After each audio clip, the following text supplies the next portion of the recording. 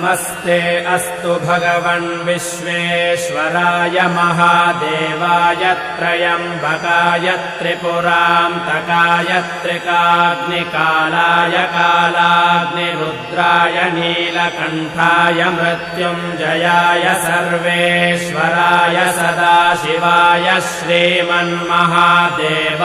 नमः।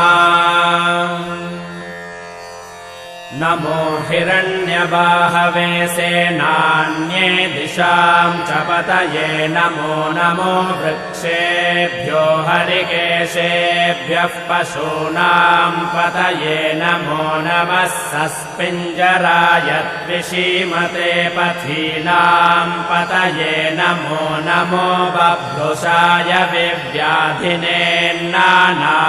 पतये नमो नमो हरिकेशाय योपवीतिने पुष्टान